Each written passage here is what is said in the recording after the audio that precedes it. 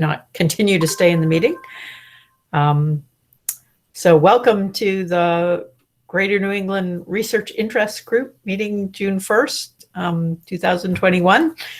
We have 3 speakers from BU today giving us updates on their research projects that have been ongoing during the last semester and in some cases longer. There is a page with full abstracts available on research.redhat.com. If you go to the RIG page, we'll paste the link here in the notes in a minute. And so in case you want to look at more detail about what's coming up, you can look there. And there's also some notes, which I'll also paste into the chat to cover what we discuss after the presentations. So without further ado, the first update is from James Kunstle, and he's going to discuss whether adversarial attacks are a viable solution to individual privacy or not. And James's advisor is Lance Galletti, who's also a Red Hatter. Go ahead, James. Hey, everyone. Let me just get my presentation shared with y'all.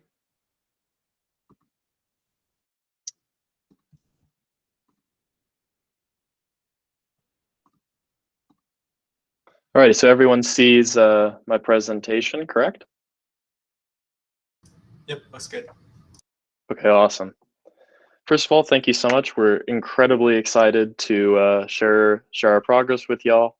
At the beginning of the semester, we asked the question, are adversarial attacks a viable solution to individual privacy?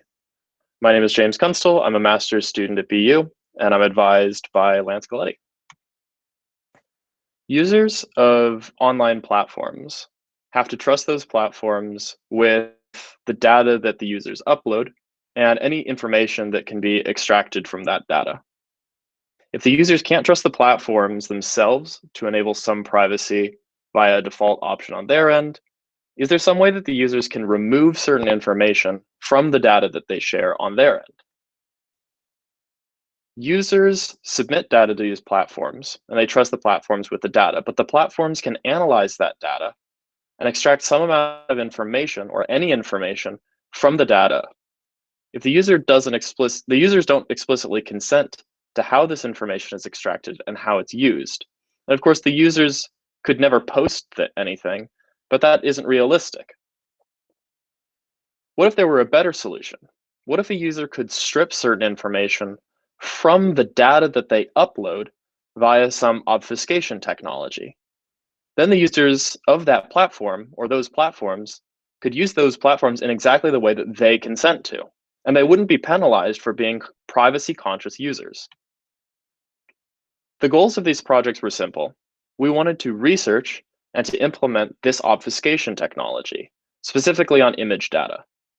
We wanted to learn how and why this obfuscation technology worked, and we wanted to find optimizations or paths towards optimization. Our experiments required a couple components. In the first place, we needed a model that would represent the model that some platform would have to render information about the user from the supplied data. The model would have to be advanced enough to be accurate, but not so advanced that it would be uninterpretable downstream. Our research would involve implementing and then further optimizing some technique that could take input user data and evade classification for the target model in some sense, preventing it from gleaning some information from the supplied data. Of course, whatever data we submit could be obfuscated. The information in it could be obfuscated if we trivially changed it, but one requirement that we wanted to make was that it would be changed minimally. Our original image and the obfuscated image would have to be different, but they shouldn't be different in such a way that's obvious. In the best case, some annotator should not be able to tell which is the original image and which is the image that has been passed through some technique to obfuscate internal information.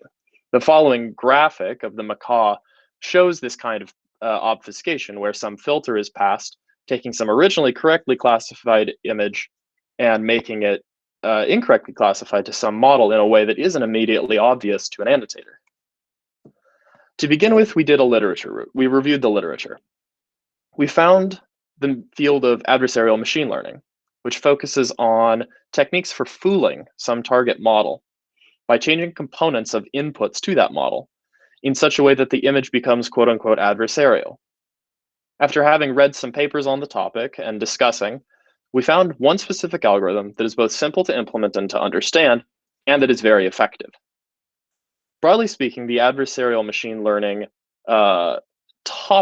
set of topics supposes the following.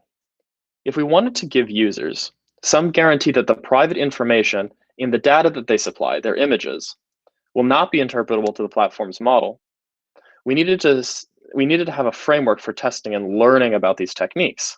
And the goal of which is to mirror real world scenarios and optimize our techniques such that they could be applicable to the real world. The field of adversarial machine learning makes distinct roughly two formats that describe the access the adversary has to the model that they're trying to evade. The first category is perhaps the most constrained. They're called Whitebox attacks, where the adversary has access to the input that they give to a model, as well as the model's architecture, weights, gradients, and the probabilities of predictions. In this attack strategy, the adversary can create these one-shot adversarial inputs, where the model, we're given some input, they can use the model's details to create some way of changing the input such that the output prediction is incorrect. These are very inefficient, but not realistic for the real world. Companies and platforms and whoever don't just supply this information about their models to arbitrary onlookers. Instead, there's a defined, less constrained or zero constrained scenario called a Blackbox attack, where the adversary, the person trying to fool the model, only has access to their own inputs and the prediction that the model makes. This is really realistic for the real world. You don't have access to the internals of the model, but you do get the prediction. For our purposes in experiments, we have one constraint on the black box scenario, which is that the output probabilities of the model, the classification probabilities of the input, are available to the user. Though the adversary doesn't have access to the model itself, we have those output probabilities, which is a constraint that we have as a goal to relax. So we know our attack strategy. Now we need an algorithm that can make those small changes to the input such that the model misclassifies it. We found the following algorithm that we introduced earlier that's easy to implement, but is very effective. It was introduced in the 2019 paper, Simple Blackbox Adversarial Attacks by Chuan Guo et al. And the premise is simple. The user supplies some initial data and queries the model and asks for the model's prediction. If the model correctly classifies the input prediction, we can make a small perturbation to the image and check whether the model continues to classify it correctly. We repeat that strategy, making small changes to the input data each time until the model is fooled, with the goal being that the changes are minimally invasive to the context of the input image. We can see that in the ladybug picture below. After successive calls, the model is changed minimally, but it is misclassified. The number of times it takes in order for the input image to be misclassified is called the query efficiency. And that's a very important parameter that we'll touch on later. The steps that we took to implement this technique were the following. We needed a model, as we said before, and we needed an evasive technique. The model that we created was using the PyTorch deep learning framework, and it was trained on the handwritten digit dataset MNIST. It was trained to about 98% accuracy. After having reviewed the previous technique, Simba, we implemented it ourselves, and we tested its effectiveness against a highly accurate model. The following describes some of the high performance of the technique. We had a goal of decreasing the classification accuracy of the inputs by roughly 20%, And we were able to do so with minimal perturbations to the input image. We can see here, the original image is classified with 100% accuracy at its true label 7, but the adversarial example is classified with roughly 20% less confidence. We can see here the unscaled and scaled perturbation, which is the change that we made to this initial image. The unscaled example shows just how minimally we had to change the input in order to decrease the probability that the model sees as the correct classification of a 7. The scaled perturbation shows where the changes were made, but is scaled such that it's visible. We see that there's an increase of another probability of about 20% for the 9 class. And on a different on a different data set, the Cypher 10 data set with more feature-rich components, we can see that that this strategy works very well indeed, with the ground truth label on the original image being truck and the adversarial label being car, with from the annotator's perspective, very little changes to the input. So what are the limitations of this attack technique? It was very query inefficient, with roughly 10,000 queries required to make an adversarial perturbation set. This doesn't seem like it would be very good for real-world technology. We wanted to know what kind of optimizations we could make on the query efficiency. So how can we optimize Simba? We've shown that it can create the perturbations, and we have a framework for experiments. Can we make it more efficient? Our first experiment was the following. Do these adversarial perturbation sets generalize for a specific class? If we want to fool a model for a specific class, it would be really nice if we could take the perturbations for one example, and if they generalized for other members of the same class. Likewise, if we could do some upfront computing, if there was an average adversarial perturbation that was generally adversarial for a class, this would greatly increase the overall query efficiency for subsequent examples. The following was the beginning of our experiment. We created over 1,000 instances of the handwritten 7 class, an average perturbation. And we wanted to know to what extent does that adversariality generalize across other instances of the same class. We found that over 1,000 input images, we had roughly 2% adversarial generalization. And while this average perturbation does not generalize well, the fact that it generalizes at all is really interesting to us. Yeah, it begs the question, could there be an average perturbation that's a very good starting point for future searches for these perturbations? The second experiment was whether we could do some pre-processing step on the image to find the perturbations that would be effective in the future when applied to the untransformed, unpreprocessed step. If it's easy to find these adversarial perturbations on the pre-processed image, then maybe we could be faster for finding the perturbations later.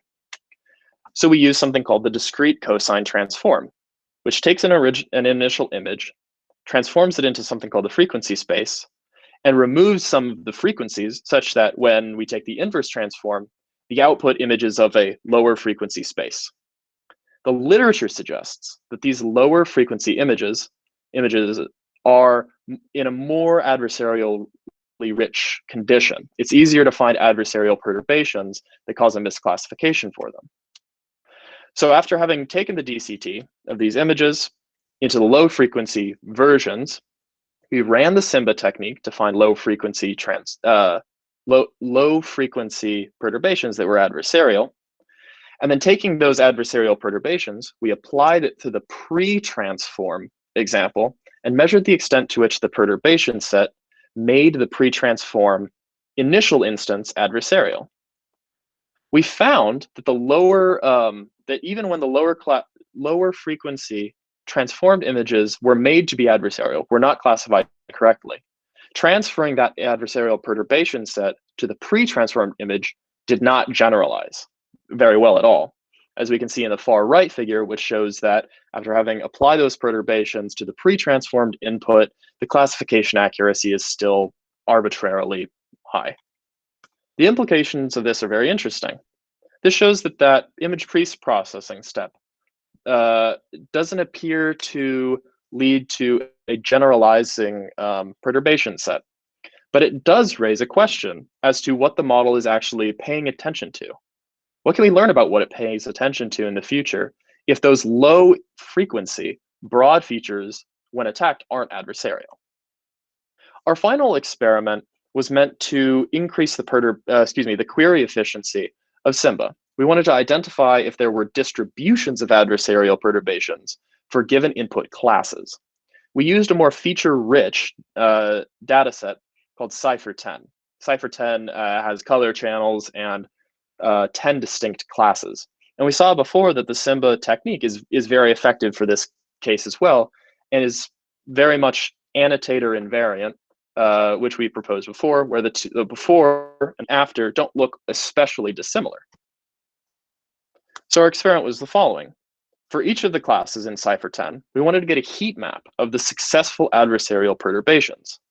And then we wanted to analyze this heat map to see if we could derive a distribution of the locations of future perturbations that could be drawn from in order to optimize query efficiency.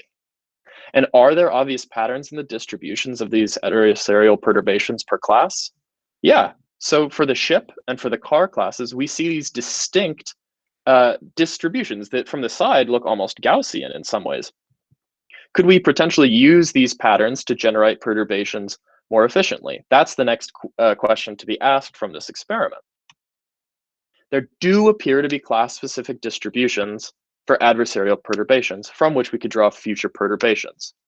But it really begs the question, what is this locality? What does this mean? Are these attacks that are successful on extant features, or do they increase the probability of other classes creating features?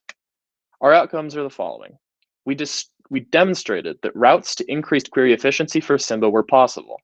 And we showed that some promising routes from the past don't generalize as we initially thought. And then we highlighted some potential routes for future work. Using the evidence that suggests that there are more query efficient perturbation distributions, how well do these distributions improve our query efficiency? And subsequently, as a bigger overarching question, what can these perturbations tell us about the model that we're attacking? Do the perturbations leak some information about the model or the model's architecture? Thank you so much for listening and for this opportunity to do research. Are there any questions about the work that we did this summer? Excuse me, this semester.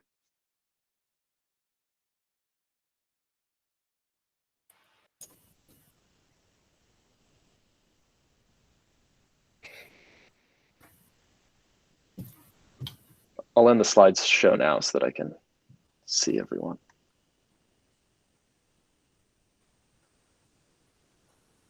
James, are you planning to continue with this work?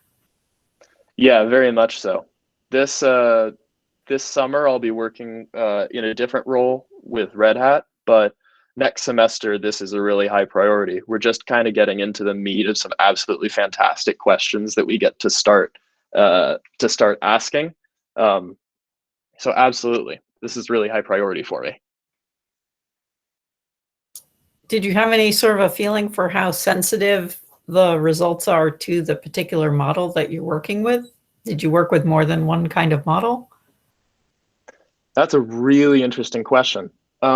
Essentially, as a part of our original requirements, we wanted to choose a model that wasn't as high performance as we could get, but we also didn't want to choose a model that was trivially simple, that wouldn't be accurate. And so the model was somewhat invariant. We changed our model throughout the testing process minimally, just to kind of fine tune per example. That would be something that we would like to remove as a constraint in the long run. We're looking at general model behavior, but it would be a really interesting path to see if we hold the model invariant, what kind of different tasks, classification tasks would render different results.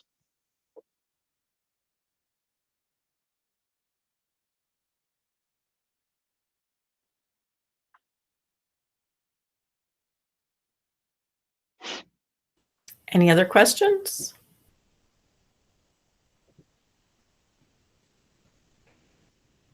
Okay. The chat seemed to indicate that somebody did have a question, but Oh, I'm sorry. Thank you, Langdon. I don't know. Is there someone named Himanshu here, or some derivative of that moniker? Okay, I think maybe it was unrelated. I thought they were answering yes to whether you had questions. Oh, yeah, no, that Gotcha. was was there before. Okay. I thought I I was just just missed going by the something. timing. Yeah. Okay. Thank you very much, James. That was fascinating. Thank you so much, everyone. Really appreciate it. Our second project update today is coming to us also from BU, from Lucas U. And Lucas, I apologize if I pronounced your last name wrong. And Lucas's project is called, Does Efficient Private Agnostic Learning Imply Efficient Agnostic Online Learning? So if you can share your slides and start, Lucas, that'd be great. Hey everyone, let me just share my screen with everyone. Let's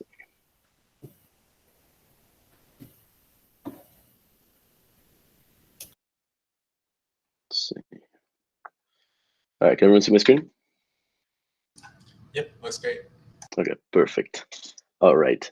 So good morning, everyone, or good afternoon, actually. Today I'll be talking about agnostic private learning to agnostic online learning, efficient reductions.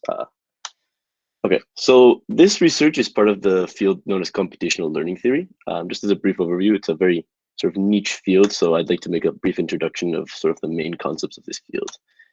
Basically, computational learning theory is a theoretical machine learning field where we're meant to establish mathematical frameworks to study the design and analyze machine learning algorithms. We're using tools of computer science to answer some of these main questions. Basically, what hypothesis space should be used when learning a task? Basically, what functions should you use? How many data examples do you need to learn a particular task? How do we know a model is a good approximation for the target function? This is a field I recently got into this past semester for this research, so I sort of self-taught myself a lot of this material in pursuing this research, but it was a great learning experience overall.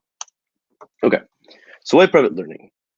Today, machine learning models are key in many applications, right? But are often used to predict with very sensitive user data, right? Like, healthcare data or financial data, right? And it's very important to protect this user data from malicious adversaries.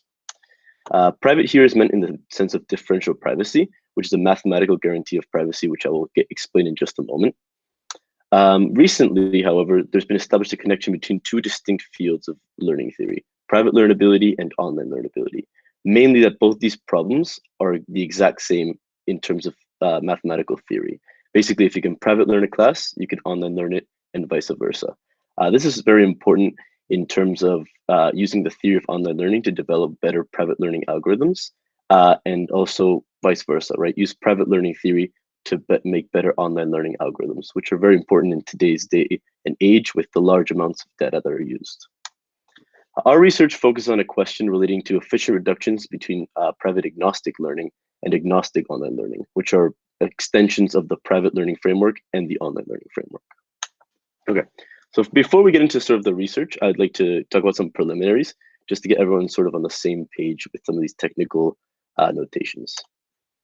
First, in terms of notation, we let X denote the universe of input instances, basically the input that's passed into our model.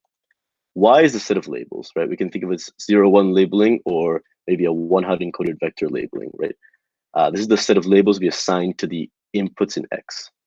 D is known as the data generating distribution over X. Basically, we sample according to D from X in order to train our model. H denotes a hypothesis or prediction rule. Basically, it's the function which we use to assign labels to input instances from X. Script H is the hypothesis class. This is basically the set of functions little h, which we will use to actually learn. We're trying to find the best little h, and that is contained within this script h. An example of this would be supposing h is the class of thresholds. Basically, h would be the functions that take points from script x and assign them a number. Basically, if x is less than a, then we assign it 1. If x is greater than a, we assign it 0. S is the sample. It's a sampled according to D. So we denote this as S sampled from D to the M. Little l is the loss function. Basically, it's the probability that our labeling rule h is incorrect. Basically, if you apply h to some point xi and it's not equal to its true label yi, then we're wrong. And l denotes the probability of actually being wrong. Okay, so PacLearning. PacLearning is a machine learning framework used to analyze machine learning algorithms. Pac stands for probably approximately correct. Basically, what this means is we'd like to produce an algorithm that is approximately correct to the truth with high probability. One of the key assumptions we make out of this framework is known as the realizability assumption. Basically, that there exists a deterministic true labeling of the data. Basically, all points have a true label. So for example, if you're trying to predict whether papayas taste good or not, every papaya is either good or it's not. There can be two papayas that have different labels, or that have the two same papayas that have the distinct labels. So the goal of this is to produce a hypothesis that is as close to the true labeling of data with high probability. Basically, mathematically speaking, we want that the probability that the true loss of our hypothesis being less than or equal to some accuracy parameter alpha is at least 1 minus beta, where beta is how close we want to be to the truth. The process of such an algorithm is as follows. First, we're given a known hypothesis class H, which we select. Then we sample S, IID from unknown distribution D. We pass this sample to a learning algorithm A and minimize the empirical loss. Basically, then we minimize the number of errors our algorithm makes. And then finally, we return HS, which is the minimal such loss algorithm, basically the best possible hypothesis HS. Graphically speaking, this is the procedure. We pass in a simple S to the learning algorithm and produce HS, the optimal labeling rule. And this is sort of the high-level image we should have in mind of PAC. Basically, every point has a distinct label. There are no 2 points that are the same or very similar and have distinct labels. They're deterministic. Okay, now agnostic PacLearning is basically a generalization of PAC. It makes no assumptions of true labeling of the data. Remember, in PAC, everything has a true label. In agnostic PAC, it's not this way. There may not exist a true labeling of data, so it's more realistic than PAC. So now the distribution D is over X cross Y because we induce randomness both over the labels and over the input instances. And the goal again is to produce a hypothesis that is close to the truth. But the truth here is determined by the best hypothesis in our class. So we no longer can have a hypothesis with absolute 0 error. And mathematically speaking, this is what we mean. We want to be alpha close to the loss of H prime, which is the best possible hypothesis, with probability at least 1 minus beta. So very similar to PAC. And this is sort of the high-level image we should have in mind. See this red point here? It appears to be part of this blue cluster. It's very similar, but there's no way to sort of partition this in such a way where everything has a deterministic label. And this is sort of the environment of agnostic PAC. Okay, so differential privacy. Differential privacy is a mathematical guarantee of privacy. At a high level, it's based on a thought experiment. The thought experiment is to compare how an algorithm behaves on some input dataset X and X prime, which differ in one individual's records. These datasets X and X prime are known as neighboring datasets. We say a randomized algorithm A is differentially private if running it on neighboring datasets yields roughly the same distribution of outcomes. At a high level, what this basically means is that changing one user's individual's record does not affect the outcome of the algorithm very much. So for example, if we have an algorithm that is meant to predict whether someone should get healthcare or not, having one person's information in there or not should not determine whether an individual I gets healthcare or not. Right? It shouldn't. No one point should have enough influence over the model. This protects user privacy. Basically, graphically speaking, if we're trying to predict whether users have cancer or no cancer based on a sensitive attribute, such as whether they're a smoker or non-smoker, then we'd pass all this data into a private learning algorithm and produce a labeling rule, which to an observer would not look different from any one of these points not being in the data set. Okay, the online learning model. The online learning model is basically the opposite of the batch learning model. In the batch learning model, we usually have a training phase, followed by a validation phase, followed by a testing phase. In online learning, there's no such distinction. We're always training and testing. Basically, learning in this framework happens in a sequence of rounds, which I'll explain in just a moment. It's convenient also to think about this as a game between two players, the learner and the environment or the adversary. The process of online learning happens as follows. First, the learner receives an input instance xt. Then they predict the label y hat t by applying their learning rule h to xt. Then we receive the true label yt, and we check whether it's different from y hat t or not. The goal is to make as few mistakes as possible. Basically, for y hat t to be as different from yt as less times as possible. And here's sort of a little animation of what this looks like. Let Bob be a learner with his labeling rule, and Alice be the adversary. Alice will give Bob x1. Bob will use his learning rule to predict y hat 1. And then Alice will give him the true answer y1. Bob will learn, and then he'll keep going for t rounds. She gives him xt. He predicts y hat t. she gives him YT. And then Bob, by this point, should have a good learning rule. There's a theorem that fully characterizes online learning, however. It's known as the Littlestone dimension theorem. Basically, H is online learnable in the realizable setting if and only if it has what's known as a finite Littlestone dimension. Littlestone dimension at a very high level just classifies the effective size of a hypothesis class H. Turns out that being infinite or finite does not sufficient to characterize learnability. So we use a different metric known as a Littlestone dimension, which is just a combinatoric measure. So as I mentioned in the first slide, there's recently been established a relationship between the field of private learning and online learning. Basically, hypothesis class H is privately learnable if and only if it is online learnable, meaning that theoretically speaking, they're the same actual problem. The problem with this, however, is that the proof is non-constructive. It says nothing about the efficiency of transformation between private learning to online learning and vice versa. Basically, this takes away some of the practical application. Because if it's actually intractable to go from one to the other, and practically speaking, it's not very useful. So this is where the research paper that inspired our research goes from. Basically, the question they answered was, does an efficient differentially private learner imply an efficient online learning? Like, can you efficiently take a private learner with Oracle access to it and go to an efficient online learner? The question is answered in the affirmative. Basically, given a private efficient PAC learner, we can reduce it to an efficient online learner. An efficient meaning polynomial efficiency. The steps are as follows. First, they create a weak online learner that can learn against oblivious adversaries. A weak online learner, first of all, is a learner with accuracy that is slightly better than a coin flip, so not very good. It's very weak, but that'll be useful later.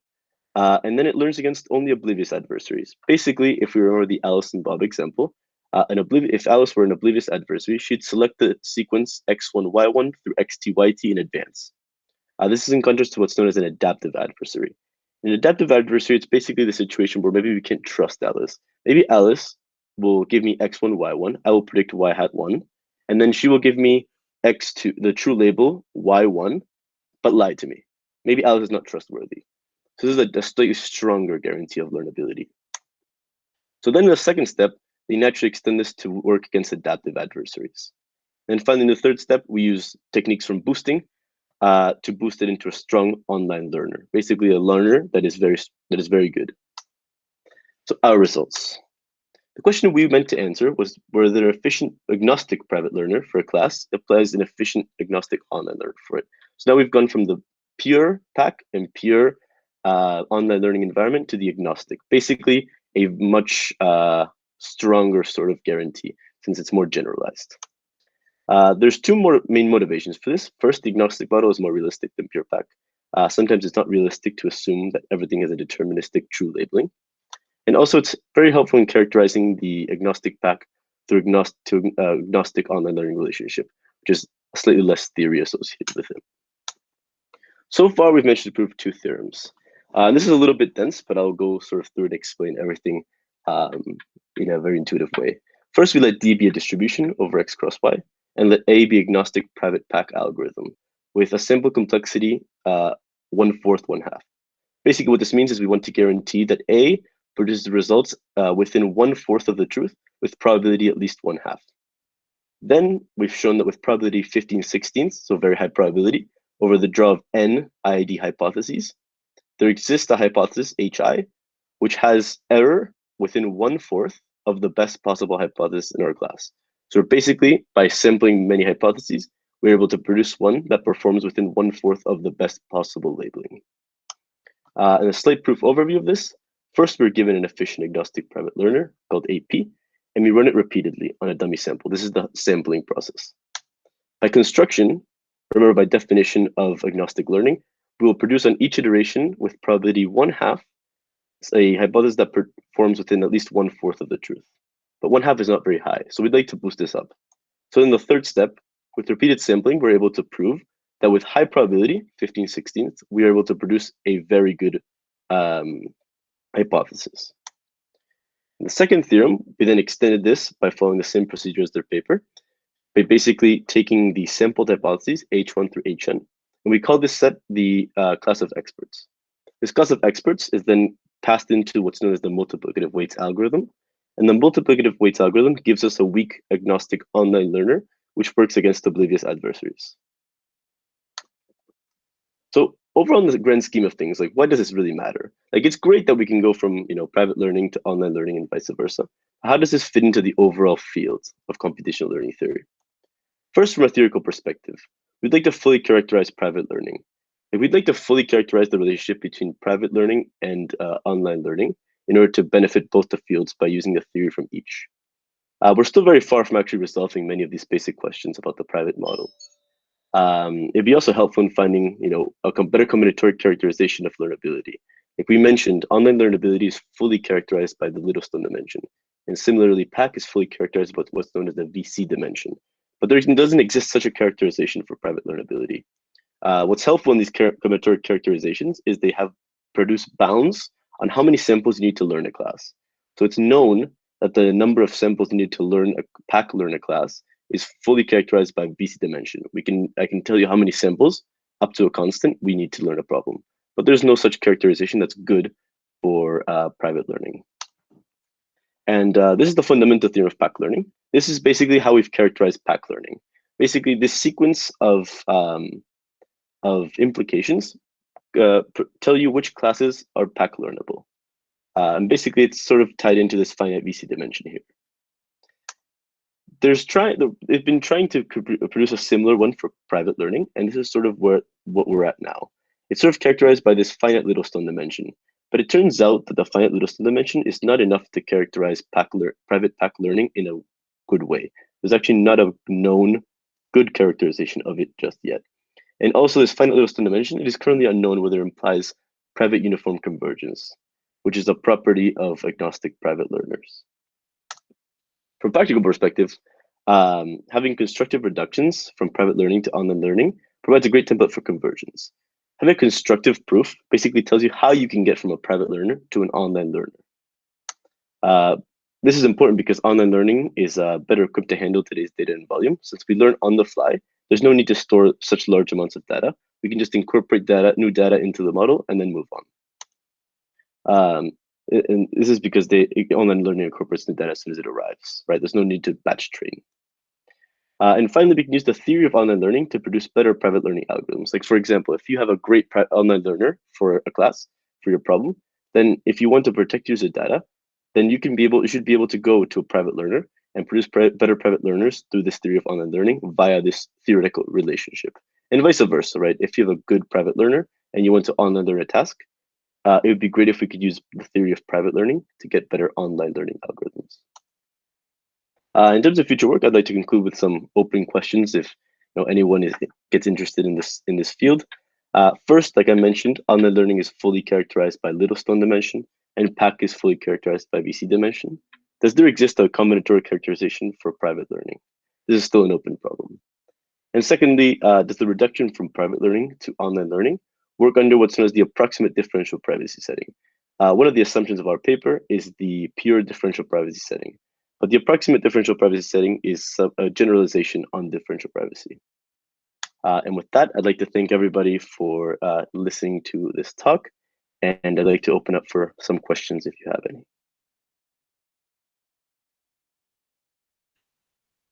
Stop presenting.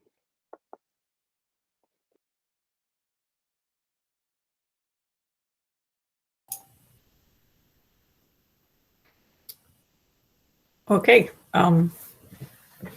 Lucas, I think we're going to have to move on from questions. You did provide your email, so if anybody has any questions and wants to follow up at your email, it is in the notes. And hopefully we'll be able to share the slides too, because I know it's difficult for some people to see the equations as they're going by on a relatively small laptop. Yeah, definitely. Yeah. If anyone has any questions, definitely don't hesitate to reach out. This is a very fascinating research project. So if anyone has any questions, definitely reach out and I'd love to answer. Yeah, it's great to see continuing work on differential privacy too. And also for people who are interested in that, BU is doing a lot of additional work in that area, and we should be hearing more about that with the Privacy Institute soon.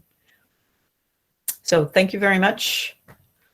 We'll move on to our third speaker today, Shahin Roozkhosh, who's a PhD student at Boston University, and he's going to share with us results about near-memory data reorganization engine for data table access.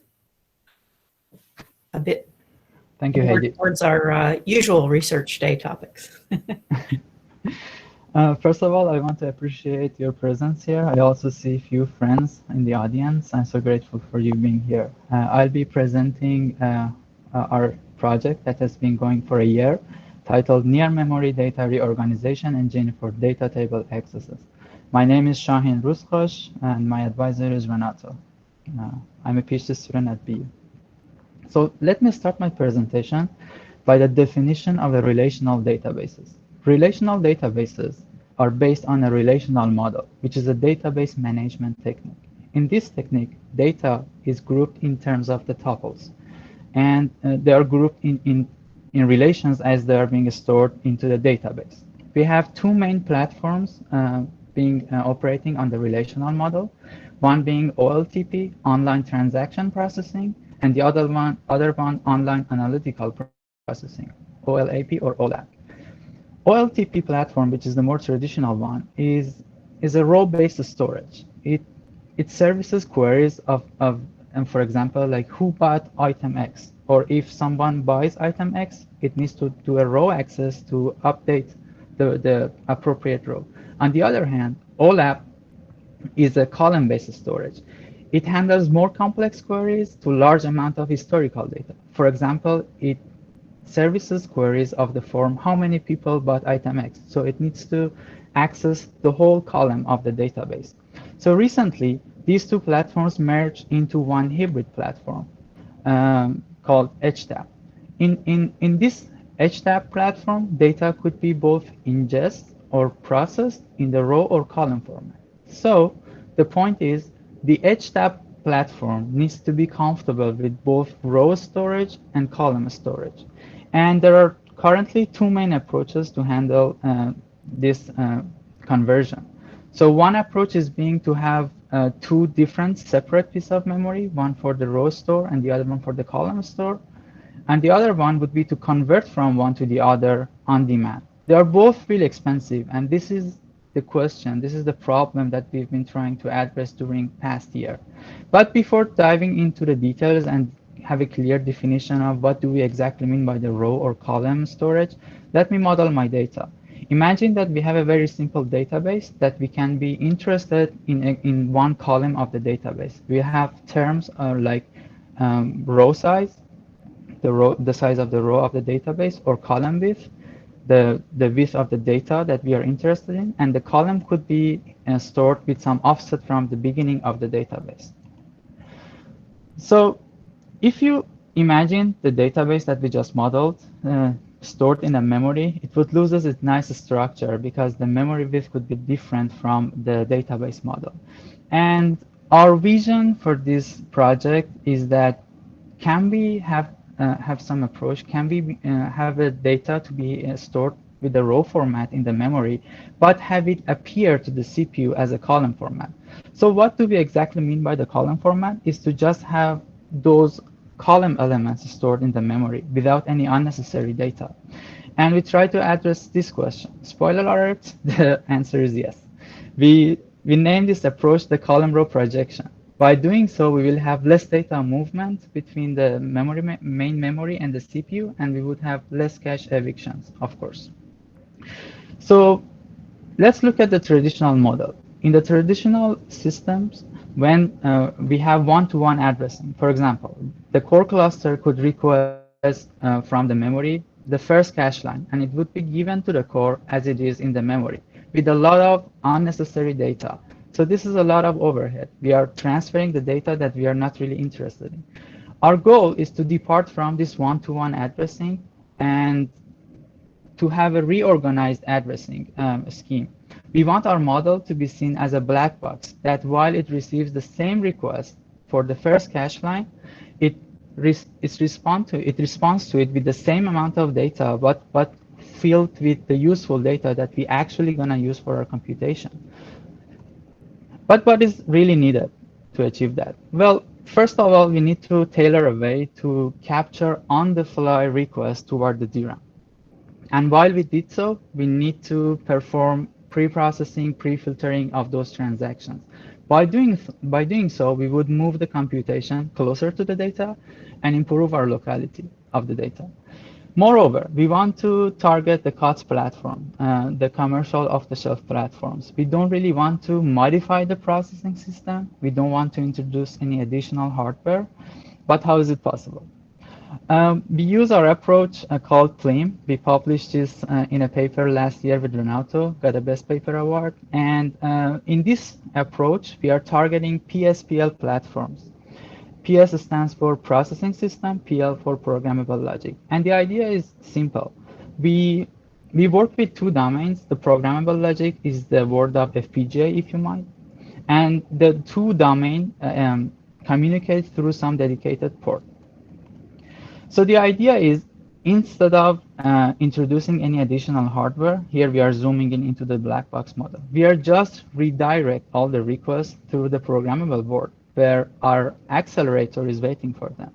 And the transaction faces the accelerator and gets responses from the accelerator. It is the accelerator then who does all the communication with the DRAM.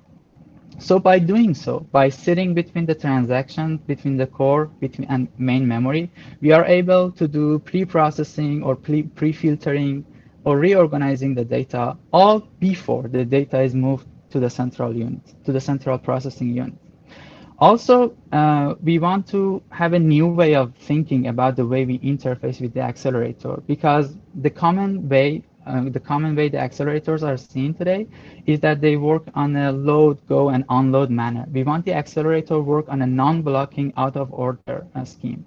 It means that whenever it sees any relational request, it starts working, it starts extracting the data in the background, and anytime it has any cache line ready, it would respond to the core immediately.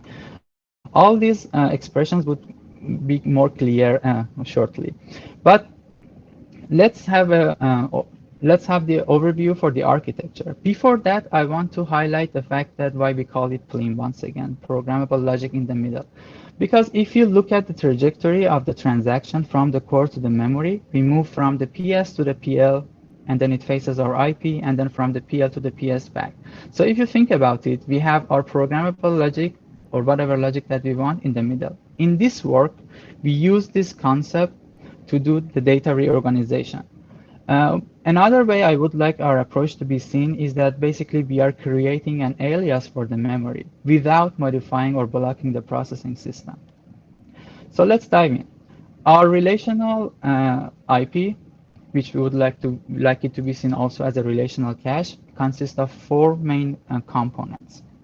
But before anything, like any other accelerator, the accelerator needs to be configured by the processing system about the database geometry, for example, row size, row column, and offset.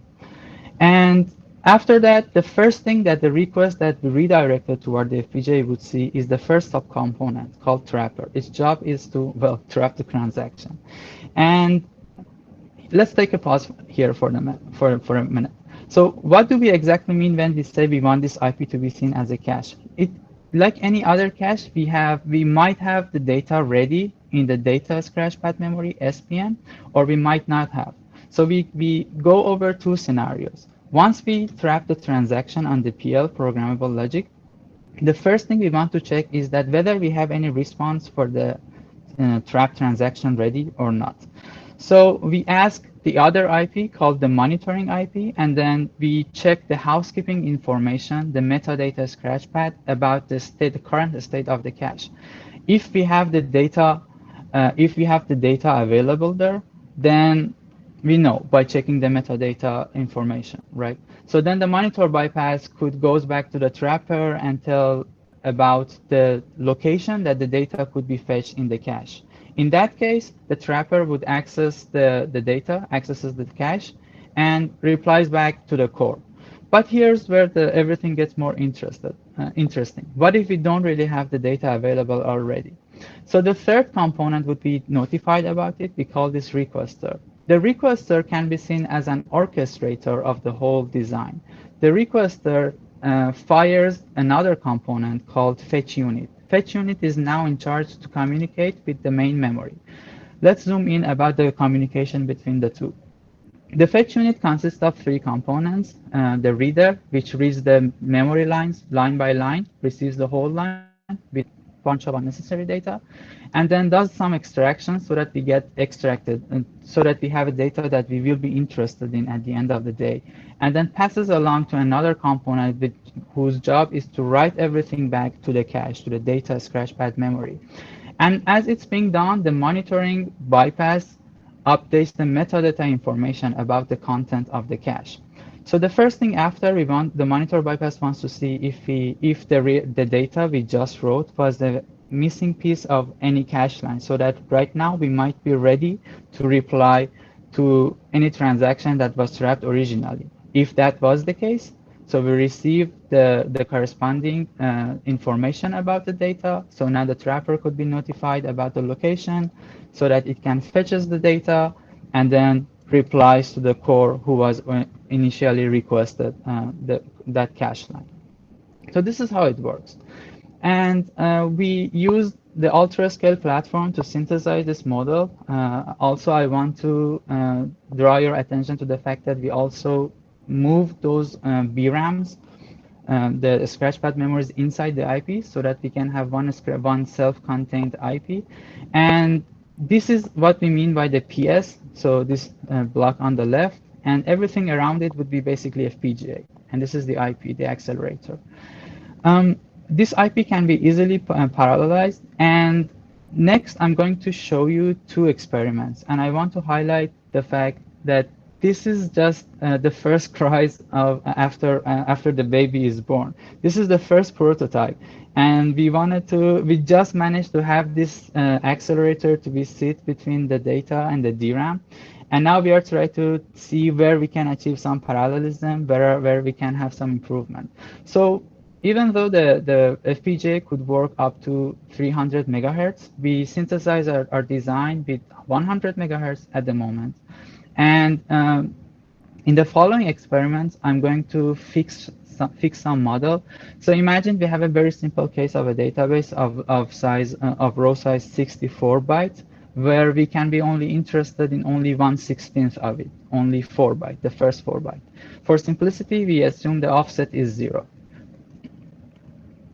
So the first experiment is to have a comparison between when the relational cache is cold and when it's hot. So in this experiment, we just sequentially access all the elements, the first element of each cache line, so that on purpose, we can trigger a miss on everyone. So by every access, we suffer from a miss. And we run this, we perform 500 read requests, and we run it twice. First when the cache is cold, and the other time when the cache is hot. So you can see that the difference is huge. But as we go toward having the hot rel cache, we can see all accesses would be more deterministic, and we can benefit from having the data. So here on the orange line, we are replying from the FPGA directly. As for every access for the cold cases, we need to activate the whole machinery so that we can fetch and extract the data. On the other experiment, we perform some, we really want to compare with the DRAM, because we want to see how we can compare with direct accesses to the DRAM. In this experiment, we go over all elements. For example, if you look at the left-hand side figure, we extract each portion of the data, A0, A1, A2, and so on, and we perform a simple summation on them. And as you can see, again, for the cold case, we pay a lot of price. But for the hot case, we actually do little better than the DRAM. So what happens here is that I want to draw your attention to the state of the cache after this experiment. So when we do the DRAM accesses, yes, it performs faster compared to the cold case. But the content of the CPU, the cache of the CPU, would be wasted with a lot of unnecessary data. While when we go through the accelerator, the cache would be filled with all necessary useful data that we can reuse for the later computations. So this experiment would make more sense if we have a benchmark that reuses data over and over. But the purpose of this experiment was for us to see where we can do better. Well, we can do better because, well, first of all, we can increase the frequency from 100 megahertz to 300. We can, as I said, we can reuse the data in the cache, and we can, of course, achieve the parallelism once when we access the DRAM, because, see, DRAM is a really slow component. And we can have, for example, multiple fetch units. We can fire multiple accesses toward the DRAM to achieve some parallelism on the bank level that DRAM provides to get better performance. And also we can have another potential parallelism when we want to write back all the extracted data through the monitor bypass into the cache. So these two are actually being developed into the other two branches that we have, and we count them as our extensions. So first of all, our next step would be the first we try to push for the 300, the maximum frequency.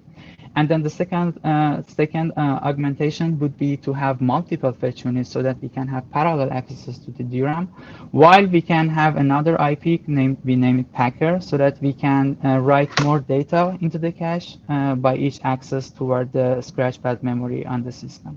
We also achieved a few optimization for like every IP, every two IP communication to gain few clock cycles here and there. Finally, before wrapping up the presentation, I want to acknowledge the four main limitations of the design that we are aware of. So the first one is that the size of the column, the size of the column cannot cannot exceed 2 MB. This is because of the hardware limitation, because the maximum allowed scratchpad memory on the platform is 4 MB. Half of it would be used for the actual cache, the other half for the metadata. And the other one is that the column width cannot exceed 64 bytes. The other one is that we can always fetch one column at the time, but if we are interested in two separate columns with some offset in between them. And finally, right now, we are only supporting the read requests, and write requests are not supported. We plan to address them all in our future extensions. With that, I would be happy to get any question. Thank you.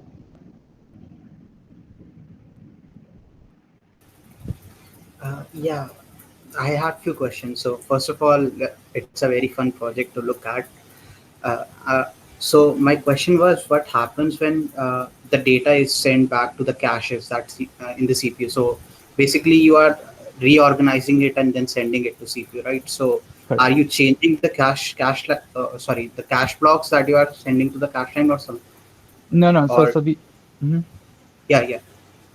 So we keep the structure of the cache exactly as it is, right? So everything would be the same. So let me perhaps go back to the slide that I talk about an alias of the memory. So everything is keep exactly as it is, right?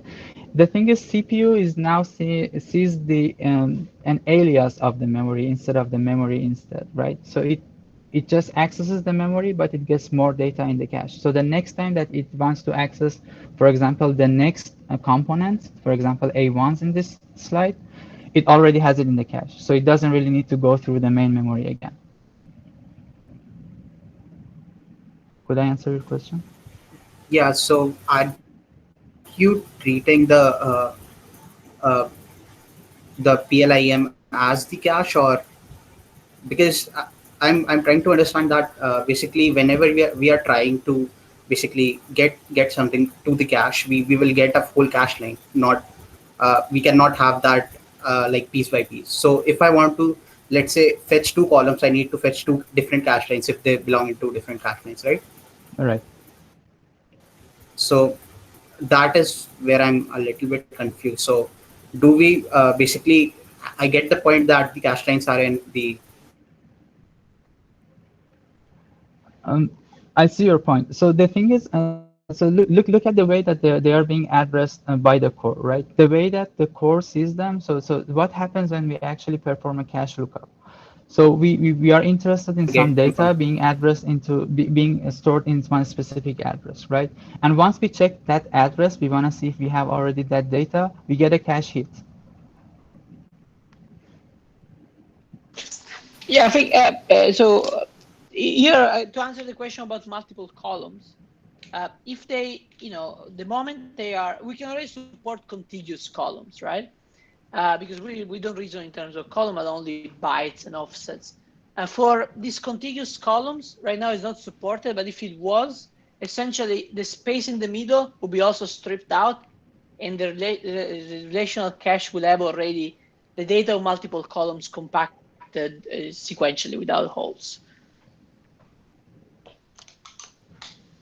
So that information comes from the basically query planning part about what actually columns need to be projected.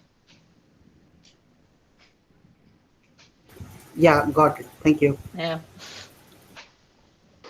Hi, Hey, just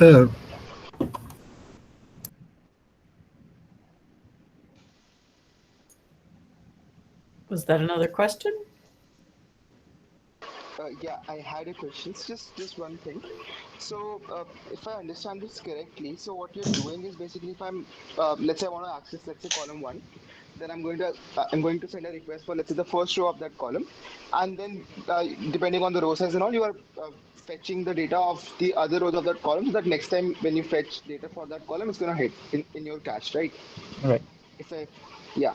So how is this different from a strided prefetcher, right? Because presuming the row size is same, it's the stride is going to be same. If my prefetcher can lock onto that stride, how would this be different from your, run-of-the-mill strided prefetcher sitting after L3? Thank you for the question. This is a really good question. But look, the way the prefetcher works is that it's still the communication is still the same, right? So every time we that's true. We fetch the next necessary piece of the data, right? But all with the unnecessary portions being transferred alongside, right? So this is how prefetcher works. So for example, you see this is the first piece of the data you're interested, the second time, and then so on, so that the prefetcher gets activated.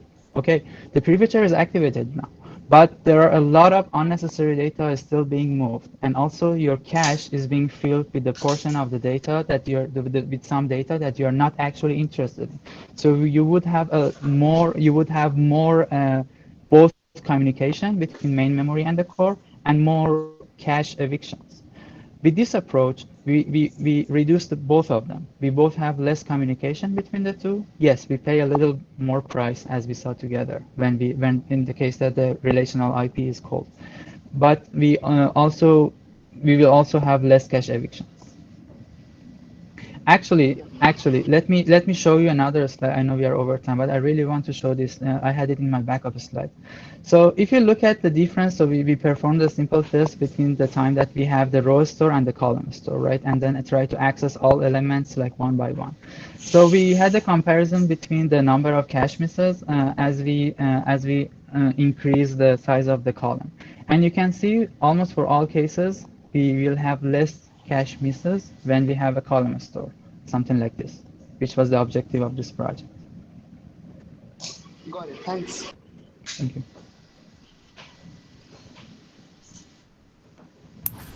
hey, can I ask a question? Of course. Yeah. So I'm curious. It seems like you can do some smart way of handling cache evictions better in your method. Like, can you talk about that? As in, like, can you avoid certain evictions if you want to? So there are some approaches, right, for the cache management in general. For example, locking some data in the cache, right? This all could go in parallel of the device, right? So first of all, like even imagine locking in the cache, for example, right? If you want to lock some data in the cache, I think you will have to lock the whole cache line, right? So why not lock the cache line filled with all useful data instead of locking a cache line that you would, for example, you would only use 1 byte of it out of 64 byte in this architecture. Then is that something that's very programmable in your sense from the FPGA? For the FPGA, so when it comes to the FPGA, everything's programmable because we can really decide about how we want it to be handled, what we exactly want to pass to the CPU, to the cache, right? But on the other hand, for locking in the cache, it really depends on the platform. For example, I know ARM Cortex A15 supports this like cache locking, A15 or A9, I'm not sure. So yeah, it can depend on the platform for the processing system side.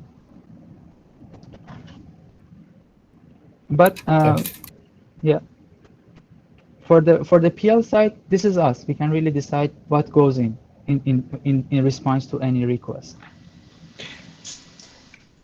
One thing that right now we don't handle because we don't have to is actually eviction in the FPGA side cache, because right now the data is just compressed and then served, and we don't have really we don't fetch more than the size of the relational cache.